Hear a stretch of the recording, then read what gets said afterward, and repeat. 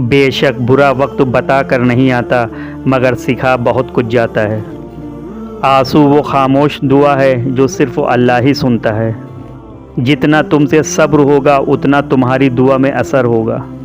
नमाज और कुरान पढ़ें और अपनी आखरत की डिग्री हासिल करें। हुजूर पाक सल्लल्लाहु अलैहि वसल्लम ने इरशाद फरमाया, सदका गुनाहों को मिटा देता है जैसे पानी आग को बुझा देती है। रोज़ा रखने के लिए जिस्म में ताकत नहीं, दिल में अल्लाह की मोहब्बत होनी चाहिए।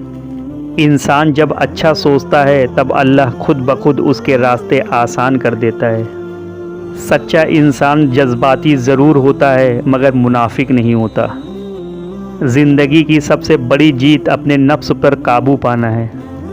ज़िंदगी की नाकामियों को नमाज कामयाबी की तरफ लाती है। वक्त अल्लाह ताला की अमानत है जिसका एक लम्हा भी ज़ाया करना बिल्कुल खयानत है। इल्म तुम्हें राह दिखाता है और अमल तुम्हें मकसद तक पहुंचाता है। नसीब कैसा भी हो, नमाज और कुरान से मदद लेकर अल्लाह से जो कुछ भी मांगो ज़रूर मिलता है। अपने दिलो दिमाग को ऐसी तरबियत दें कि वो हर चीज़ में कुछ अच्छा तलाश करने की कोशिश करे। मर्द जवानी में अपने आमाल से अपनी बेटी का नसीब लिख रहा होता है। औरत तब बर्बाद होना शुरू होती है जब उसके हुस्न की तारीफ़ एक गैर मर्द कर रहा होता है। नसीहत करने वाले हमेशा कांटों की तरह चुभते हैं। ज़िंदगी अल्लाह से डर कर गुजारो, अल्लाह कामयाब भी करेगा और सुकून भी अता करेगा। जो अल्लाह से रो कर मांगते हैं फिर उन्हें मांगने के बाद रोने की ज़रूरत नहीं पड़ती।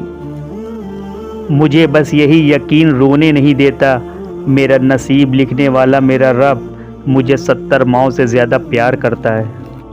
मुश्किल वक्त दुनिया का ऐसा जादूगर है जो एक पल में आपकी चाहत के दावेदारों का चेहरा बेनकाब कर देता है। बेशक रब की आजमाइश सख्त होती है पर वो बंदे के सब्र से ज़्यादा नहीं आजमाता। अल्लाह तुम्हारे दिल से किसी चीज़ का ख्याल तब तक नहीं निकालता है जब तक तुम्हारे नसीब में उसके मिलने की गुंजाइश रहती है। ज़िंदगी अल्लाह को राज़ी करने में गुजारें, दुनिया को नहीं, क्योंकि दुनिया पल भर में साथ छोड़ जाती है और अल्लाह हरदम साथ निभाते हैं। नमाज को कभी बोझ की तरह ना पढ़ो, ये वो तोहफ़ा है जो अल्लाह ने हमारे हर बोझ से सुकून पाने के लिए दिया है। आज इंसान परेशान है क्योंकि इंसानों के पास हर काम के लिए वक्त है लेकिन नमाज पढ़ने के लिए वक्त नहीं है। ऐ मौत तू तब आना जब मैं सजदे में रहूं, तुझे आने में मज़ा आए और मुझे जाने में।